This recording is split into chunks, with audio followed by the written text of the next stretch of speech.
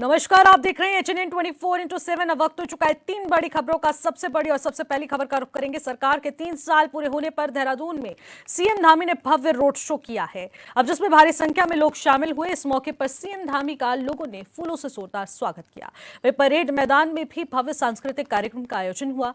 कार्यक्रम को संबोधित करते हुए सीएम पुष्कर सिंह धामी ने कहा कि आज राज्य के उद्योग के लिए अनुकूल वातावरण तैयार हुआ है। औद्योगिक विकास को सुनिश्चित किया जा रहा है। प्रदेश के बुनियादी ढांचे को नए आयाम प्रदान किए जा रहे हैं। 3 सालों में हमारे प्रदेश ने कई उपलब्धियां हासिल की हैं और नए नए कीर्तिमान स्थापित किए हैं, जिसकी गूंज पूरे देश में सुनाई दे रही है। जन भावनाओं का सम्मान किया। तालियां बजती रहे। ये सफल नेतृत्व प्रदेश में विभिन्न क्षेत्रों में 30 से भी अधिक नीतियां बनाकर उत्तराखंड के सर्वांगीण विकास का एक रोड मैप तैयार कर नई योजनाएं लागू की है। इसी का परिणाम है कि आज हमारा प्रदेश धार्मिक पर्यटन के साथ साथ wellness tourism, adventure tourism, film shooting destination और वेडिंग डेस्टिनेशन के एक विशिष्ट हब के रूप में तेजी से उभर रहा है। इसी के साथ साथ आज राज्य में उद्योगों के लिए भी एक अनुकूल वातावरण तैयार कर औद्योगिक विकास को भी सुनिश्चित किया जा रहा है। आज आदरणीय प्रधानमंत्री श्री नरेंद्र मोदी जी के नेतृत्व में जहां एक और Delhi Dehradun elevated road, Vande Bharat express, Rishikesh Karnaprayag rail परियोजना, भारत माला और पर्वतमाला परियोजना, अमृत योजना, ऑल वेदर रोड और उड़ान योजना जैसी महत्वाकांक्षी परियोजनाओं के माध्यम से प्रदेश के बुनियादी ढांचा को नए आयाम प्रदान किए जा रहे हैं। वहीं प्रदेश के अंदर जो हमने राज्य की देवतुल्य जनता से जो वायदे किए थे, जो संकल्प लिए थे, जो वचन दिए थे, उसके अनुरूप हम प्रदेश में रहने वाले अंत्योदय परिवारों को 3 गैस के सिलेंडर प्रदान करना हो, प्रदेश की महिलाओं को 30% का क्षैतिज आरक्षण की व्यवस्था लागू करनी हो, आंदोलनकारियों को आरक्षण देना हो, वृद्धावस्था पेंशन दोनों पति पत्नियों को, दोनों बुजुर्गों को घर में देने का प्रावधान करना हो, सरकारी नौकरियों में खेल कोटे को पुनः प्रारंभ करना हो, विद्यार्थियों की छात्रवृत्ति प्रदान करना हो या 207 प्रकार की पैथोलॉजिकल जांचों को निःशुल्क सुविधा करनी हो, महिलाओं और युवाओं हेतु स्वरोजगार की विभिन्न योजनाओं के माध्यम से अंतिम व्यक्ति के कल्याण को लेकर इस लक्ष्य को लेकर कार्य किया जा रहा है। इन्हीं प्रयासों का परिणाम है विभिन्न चुनौतियों के बावजूद इन 3 वर्षों में हमारे प्रदेश ने कई उपलब्धियां हासिल की हैं और नए नए कीर्तिमान स्थापित किए हैं, जिनकी गूंज आज पूरे देश में सुनाई दे रही है। ये हम सभी के लिए गर्व का विषय है कि नीति आयोग द्वारा जारी वर्ष 2023 और 24 के सतत विकास के लक्ष्यों को प्राप्त करने के इंडेक्स में हमारे उत्तराखंड को देश में पहला स्थान प्राप्त हुआ है। साथ ही ईज ऑफ डूइंग बिजनेस में उत्तराखंड को अचीवर्स तथा स्टार्टअप रैंकिंग में लीडर्स की श्रेणी प्राप्त हुई है। इसके साथ ही हमने प्रदेश की बेरोजगारी दर में रिकॉर्ड 4.4% की कमी लाकर राष्ट्रीय औसत को भी पीछे छोड़ने का काम किया है। यही नहीं, हमारी सरकार द्वारा किए गए सतत सुधारों का ही परिणाम है कि 2023-24 की तुलना में इस वर्ष राज्य के सकल घरेलू उत्पाद में 13.59% की वृद्धि दर्ज हुई है। इतना ही नहीं, प्रति व्यक्ति आय में हमने 11.33% की वृद्धि दर्ज कर राष्ट्रीय औसत को भी पीछे छोड़ दिया है। भाइयों बहनों, आज से 3 वर्ष पूर्व विधानसभा चुनाव के दौरान हमने जो वायदे आपसे किए थे, उन वादों को पूरा करने की दिशा में हम निरंतर आगे बढ़ रहे हैं। हमारी सरकार ने देवभूमि की जनता से किए गए वादों को निभाते हुए राज्य में समान नागरिक संहिता लागू करने का ऐतिहासिक और साहसिक निर्णय लिया था और उसको हमने लागू कर दिया। 27 जनवरी 2025 से देवभूमि उत्तराखंड पूरे देश का आजादी के बाद पहला ऐसा राज्य बन गया जहां रहने वाले सभी लोगों के लिए एक समान कानून लागू हो गया है। देवभूमि में समान नागरिक संहिता की पवित्र गंगा प्रभावित होने से पूरे देश में नई ऊर्जा का और उत्साह का संचार हुआ है। इस ऐतिहासिक पहल के माध्यम से हमने देश और दुनिया को समानता और न्याय का एक सशक्त संदेश दिया है। ये कानून विशेष रूप से हमारी मुस्लिम बहनों को विभिन्न प्रकार के उत्पीड़नों से मुक्ति दिलाएगा। और मैं जब अभी आ रहा था यहाँ तो बड़ी संख्या में हमारी मुस्लिम बहनें यहाँ पर हमारी सरकार का, राज्यवासियों का धन्यवाद करने के लिए एकत्र हुई थी। मैं भी उन सबका धन्यवाद करता हूं कि आपके लिए हमको ये कानून निश्चित रूप से आने वाले समय में और भी दिशा देने का काम करेगा। भाइयों बहनों, आपको याद होगा कि हमारे प्रदेश में भ्रष्टाचार और पेपर लीक के कारण कितने ही प्रतिभावान युवाओं के सपने चूर चूर हो जाते थे। मेहनती विद्यार्थी दिन रात पढ़ाई करते थे, लेकिन जब परीक्षा का दिन आता था तो पेपर लीक होने की खबर उनके भविष्य पर कुठाराघात कर देती थी। पेपर लीक और परीक्षा में भ्रष्टाचार का दर्द वही माता पिता समझ सकते हैं जिन्होंने अपनी गाड़ी कमाई से बच्चे की शिक्षा का खर्च उठाया हो। यह पीड़ा वही विद्यार्थी महसूस कर सकता है जिसने बरसों की मेहनत के बावजूद सिर्फ नकल माफियाओं की वजह से उसको सफलता प्राप्त नहीं हो पाई है। हमने युवाओं की इस वेदना को समझा और राज्य में देश का सबसे कठोर नकल विरोधी कानून लागू किया। इस कानून के लागू होने के बाद पेपर लीक की समस्या जड़ से समाप्त हो गई और अब पूरी परीक्षाएं पारदर्शिता के साथ आयोजित हो रही है, जिसका परिणाम पिछले 3 वर्षों में 20,000 से भी अधिक युवाओं को सरकारी नौकरियां प्राप्त करने में सफलता प्राप्त हुई है। भाइयों बहनों,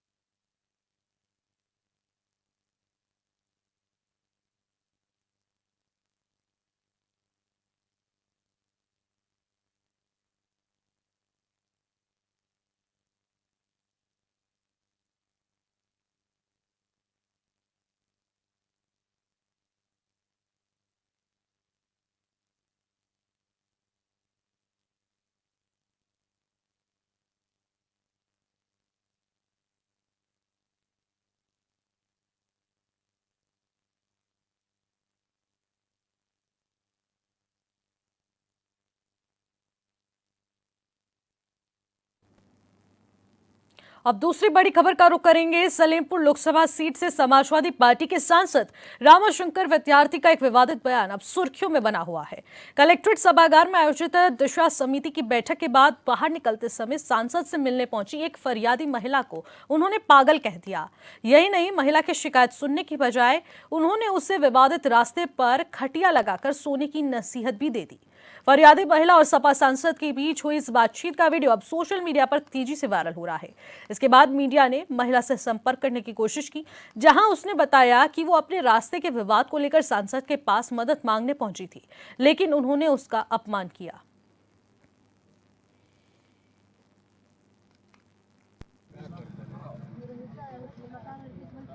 सांसद जी इनसे मुलाकात हुई तो इनका अपना बात बताए। क्या बात बताए कि 20 बजे से मेरे घर है, वो मेरे भसू सब है, वो मेरे मकान उजाड़ रहे हैं, कह रहे हैं कि अब यहाँ नहीं देंगे, तुम्हारा यहाँ हक नहीं है, और मेरा हक है। वहाँ हम करें कि मेरे भैया हमारा हक दे दीजिए, तो वो करें कि हक नहीं मिलेगा, हक तुम्हारे नहीं देंगे, तोड़ फाड़ करेंगे, तुम्हारा करकट है, करकट फोड़े हैं लोग, वो भी करकट फोड़ फाड़ के ईंटा 5 टल 6 टल से सारा ईंटा उठा के अपना मकान बना रहे हैं सब। तो ये बात आपने सांसद जी से बताई?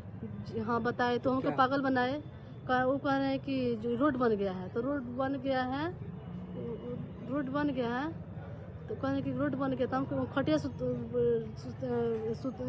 खटिया बिछा के सोएगी रोड पे बोले हैं, तो हम के खटिया रोड पे हम सोएंगे, हमारा हक दिलवाइए, तो इसलिए हमको पागल बनाए। और इसी पर अब बातचीत कर लेते हैं। हमारे साथ बीजेपी के प्रवक्ता अश्विनी शाही जी भी हमारे साथ सीधे ऑनलाइन के माध्यम से हमारे साथ सीधे जुड़ चुके हैं। अश्विनी जी, देखने को मिल रहा है, एक वीडियो वायरल हो रहा है जिसमें हमारे पास सलेमपुर के सपा सांसद है रामाशंकर विद्यार्थी जी, वो एक फरियादी के साथ इस तरीके का बर्ताव कर रहे हैं जैसे कि वो अपनी समस्या लेकर नहीं बल्कि सरकार को कोसने आई है। आखिरकार इस तरीके का व्यवहार कोई संवैधानिक पद पर बैठकर कर सकता है क्या? देखिए, समाजवादियों के बोल बिगड़ते जा रहे हैं और इनको जो है अखिलेश यादव का प्रश्रय प्राप्त है कि आप लोग गलत बोलिए। कभी राणा सांगा के खिलाफ बोल रहे हैं, कभी देश की एक सम्मानित महिला को बोल रहे हैं। इन लोगों को एक जो है कहीं से मुझे लग रहा है कि अखिलेश यादव जी ने एक कुछ जारी किया है इन लोगों को कि भाई आप लोग सबके साथ सम्मान के साथ खिलवाड़ करिए। तो सदन में किस तरीके से राणा सांगा के खिलाफ बोला एक सांसद ने, दूसरा सांसद जो है अपने क्षेत्र की सम्मानित महिला को, कहाँ गया महिला सम्मान?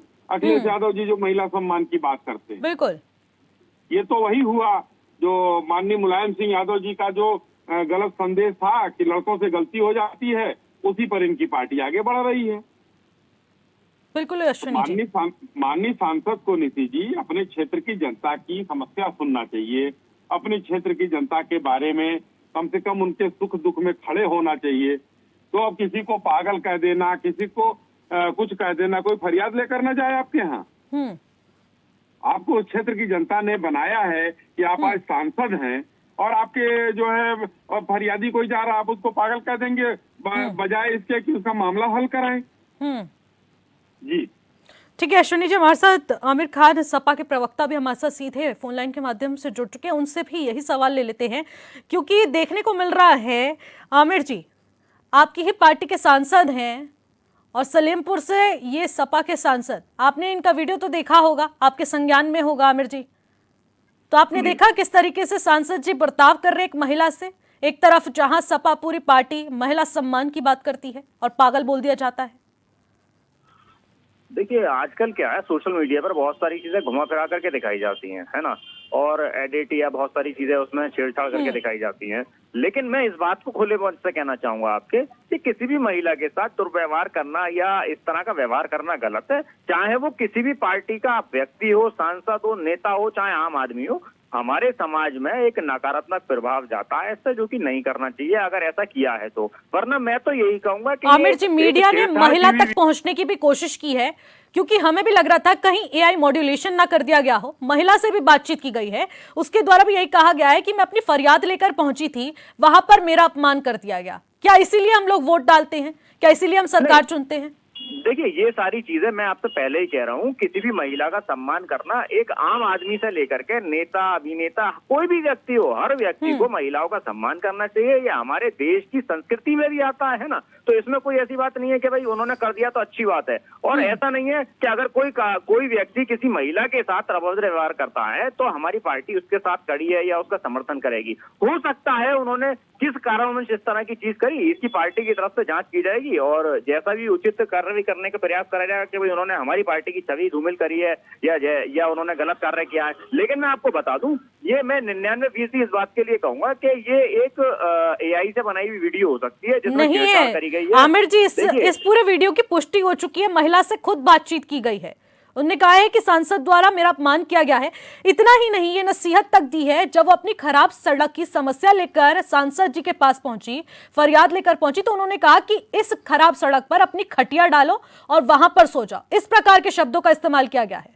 किसी भी महिला से इस तरह की बात करना अनुचित है ना। तो क्या आपकी पार्टी इस पर स्टैंड लेगी? इस तरीके की भाषा का इस्तेमाल किया जा रहा है। अखिलेश यादव जी तो कहते हैं कि महिला सम्मान के साथ बिल्कुल भी खिलवाड़ बर्दाश्त नहीं होगा। अब खुद के पार्टी के कार्यकर्ता, सांसद इस प्रकार की भाषा का इस्तेमाल करेंगे तो क्या ये जायज है? देखिए सुनिए, मैं वही बता रहा हूँ, हमारी पार्टी ने महिलाओं के सम्मान के लिए जो हमारे देश में पहली बार वुमेन हेल्पलाइन हमारे उत्तर प्रदेश में चलाई गई, स्पेशल रूप से उत्तर प्रदेश के लिए, वो अखिलेश यादव के कार्यकाल में चलाई गई है ना। और महिलाओं की सुरक्षा के लिए बहुत सारे कार्य किए गए, महिलाओं के सम्मान के लिए बहुत सारे कार्य किए गए। तो जाहिर सी बात है कि हमारी पार्टी की तरफ से उन्हें नसीहत दी जाएगी अगर उन्होंने ऐसा किया है तो इस चीज की जांच पड़ताल करने के बाद। इसमें कोई ऐसा नहीं है कि हाँ लीपा पोती करके उन्हें छोड़ दिया जाएगा या पार्टी की तरफ से उनके साथ खड़ा हुआ जाएगा। अगर कोई गलत बात है तो गलत बात है, और खास करके महिलाओं के सम्मान के लिए हमारी पार्टी सबसे आगे रहती है। बिल्कुल ऐसे तमाम टिप्पणियां आ जाती हैं। अश्विनी जी, मैं आपसे भी जानना चाहूंगी, यहाँ पर आमिर जी कह रहे हैं कि हो सकता है एआई मॉड्यूलेशन कर दिया गया हो, लेकिन महिला तो स्पष्ट तौर पर यही कह रही है ना कि सांसद जी द्वारा अपमान किया गया है। अश्विनी जी, हमारे साथ प्रवक्ता हैं, इन्होंने लिपापोती करने की एक कोशिश की है, क्योंकि इनको सदन में जो है राणा सांगा के खिलाफ बोला था वो भी एआई था, या कहीं भी इनके जो है वर्क साहब जो बोल जाते थे कि जो है बेपर्दा घूमेंगी तो आवारगी कही हो जाएगी, वो कहीं एआई में था। लेकिन यहाँ भी एक महिला को कहा गया और आप लोगों ने महिला को, मीडिया गई है, महिला से पूछा है, अब एआई बता दिया। हर गांव में एआई चलने लगा, हर जगह एआई चलने लगा। क्षेत्र की जनता का कोई मतलब नहीं है। जो सम्मानित जनता इनको वोट देकर आज विधानसभा भेजती है, लोकसभा भेजती है, उस जनता का कोई मतलब नहीं। और खास करके आधी आबादी को सशक्त करने की बात हम लोग करते हैं, उस आधी आबादी को सशक्त नहीं करेंगे तो कैसे करेंगे? ये समाजवादियों ने इस समय ठेका ले रखा है कि महिला को अपमानित करना, देश के खिलाफ बोलना, ये समाजवादियों ने ठेका ले लिया है। उसी में ये माननीय सांसद जी लोग इस समय काम कर रहे हैं। आमिर जी, जवाब चाहूंगी आपसे। जवाब बिल्कुल देना चाहूंगा। जैसा कि इन्होंने मरूम वर्क साहब के लिए कहा कि वो कहते हैं कि बेपर्दा घूमेंगी और ऐसा घूमेंगी तो ये होगा, तो मैं आपको बता दूं, बेपर्दा का मतलब ये नहीं होता, ये पर्दे में रहने का मतलब ये नहीं होता मैडम कि आप किसी तंबू के अंदर किसी महिला को कैद कर दिया जाए। बेपर्दा से मतलब ये होता है कि उसके वस्त्र इस तरह के हों जिससे शरीर ढका हुआ हो, मात्र इस बात की बस पुष्टि करी जाती है। और ये भी आप जानते हैं कि हमारी, लेकिन बयान देते वक्त ये क्लैरिफिकेशन तो नहीं दिया जाता ना, उस टाइम तो बयान दे दिया जाता है। अब यहाँ पर पागल बोल दिया गया है और खराब सड़क पर खटिया डालकर सोने की बात की जा रही है। अब इस पर चाहे लाख लिपापोती कर ले, लेकिन बयान तो तोड़ मरोड़ के सीधा नहीं किया जा सकता ना आमिर जी। सोच करके उसको एआई का नाम नहीं दिया जा सकता ना। मैं आपको यही बता रहा हूँ, ये एक ऐसे व्यक्ति हैं जो एक मरे हुए व्यक्ति पर उंगली उठा रहे हैं, उनके टिप्पणी पर उंगली उठा रहे हैं। मैं आपको पहले भी बता चुका, फिर बता रहा हूँ कि वर्क साहब ने जो बात कही, उनका तात्पर्य मात्र इतना था कि महिलाओं की सुरक्षा के लिए उनके मन में हमेशा इतना वो रहता था कि वो इस तरह की उन्होंने बात कही थी। इसका ये मतलब बिल्कुल नहीं था कि उन्हें तंबू में रह करके घूमना है। ये बात तो इन्हीं के नेता कहते हैं कि प्लास्टिक का हिजाब सिलवा लो और होली खेलने से बच जाओगे, प्लास्टिक का हिजाब सिलवा करके घूम ले, है ना। ये हमारे यहाँ नहीं कहा जाता है, बल्कि महिलाओं की सुरक्षा के लिए, महिलाओं के सम्मान के लिए, ताकि कोई असामाजिक तत्वों की गंदी निगाहें महिलाओं के ऊपर गलत वे में ना पड़े। इसलिए ये बात कहने का तात्पर्य रहता कि महिलाएं इस तरह के कपड़े पहने जिनसे उनका शरीर ढका हुआ हो। और अगर ये शरीर खोल के घूमने का प्रोत्साहन की बात करते हैं तो ये भाजपाइयों की महिलाएं तो ऐसे कपड़े पहनती हैं जिनसे शरीर ढका होता है, इसमें कोई नई बात नहीं है। आप ये कौन सा बयान दे रहे हैं आमिर जी? इसका स्पष्टीकरण ये नहीं बनता। महिलाएं कपड़े पहनती हैं, शरीर ढकने के लिए पहनती है, लड़के भी वही पहनते हैं, शरीर ढकने के लिए कपड़े होते ही इसीलिए है। बिल्कुल होते हैं, बिल्कुल। वही तो, यही बात वर्क साहब ने याद दिलाने के लिए कह दिया था, जागरूक करने के लिए, क्योंकि हमारी पार्टी हमेशा महिलाओं के सम्मान के लिए खड़ी है ना। यही तो मैं आपको बता रहा हूँ। तो यहाँ आपका महिला सम्मान कहाँ गया आमिर जी? यहाँ महिला सम्मान कहाँ गया कि अगर आप फरियादियों के साथ इस तरीके का बर्ताव करेंगे? ये तो एक वीडियो है, ऐसे तमाम वीडियोस होंगे और कई ऐसी तस्वीरें होंगी जो सबके सामने नहीं आई होगी। ये तो एक वीडियो है जो सोशल मीडिया पर वायरल हो रही है। अब सांसद जी इस पर क्या स्पष्टीकरण देंगे? क्या इस पर भी लिपापोती की जाएगी, सरकार इसे दबा देगी या कोई एक्शन लिया जाएगा? जी आमिर जी, मैं आपको बता दूं, अगर हमारी पार्टी के किसी भी लीडर ने किसी महिला के अपमानित करने वाली बात या किसी पार्टी के लीडर से महिला कोई अपमानित हुई है तो उसके लिए हमारी पार्टी की तरफ से उसके खिलाफ कार्रवाई करी जाएगी, क्योंकि हमारी पार्टी में हमेशा महिलाओं के सम्मान की बात कही गई है। ये तो अब 4 दिन से ऐसी बातें करते हैं, ये तो कभी कभी इतने वो हो जाते हैं कि पता लगा लोगों से कहते हैं कि भाई तुम प्लास्टिक का तिरपाल का हिजाब सिलवा लो, तो ये कौन से शब्द होते हैं? तो देखिए उनके बयान पर मत जाइए आमिर जी। आपका अब जो बयान वायरल हो रहा है ना, वो बहुत कुछ दर्शा रहा है कि समाजवादी पार्टी की अब क्या कुछ दशा हो चुकी है। यहाँ पर सांसद जी इस तरीके की टिप्पणी करेंगे, महिला को पागल कहेंगे, सड़क पर सोने की नसीहत देंगे, तो ये समाजवादी पार्टी का मार्गदर्शन दिखा रहा है कि किस प्रकार से बयानबाजी की जा रही है, फरियादियों के साथ इस तरीके का व्यवहार किया जा रहा है। बहुत बहुत शुक्रिया आप दोनों का हमारे साथ जुड़ने के लिए, अपना कीमती समय देने के लिए। और इसी के साथ तीसरी बड़ी खबर का रुख करेंगे। उत्तर प्रदेश सरकार स्वास्थ्य व्यवस्था मुहैया कराने का लाख दावा कर ले, लेकिन जमीनी हकीकत कुछ अलग है। ग्रामीण स्तर पर बेहतर स्वास्थ्य सुविधा दिलाने के लिए पूरे तामझाम के साथ गांव में हेल्थ एंड वेलनेस सेंटर खोल दिए गए हैं।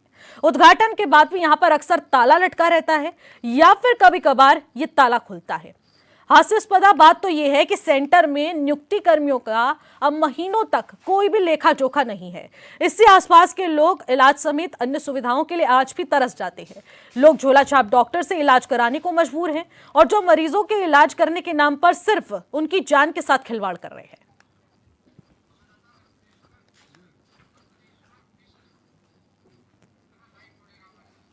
कि योगी सरकार ग्रामीण क्षेत्र में लोगों के इलाज के लिए हेल्थ सेंटर का निर्माण किया, जहां सीएचओ की तैनाती की गई है, लेकिन सीएचओ की मनमानी अब ग्रामीणों पर भारी पड़ रही है।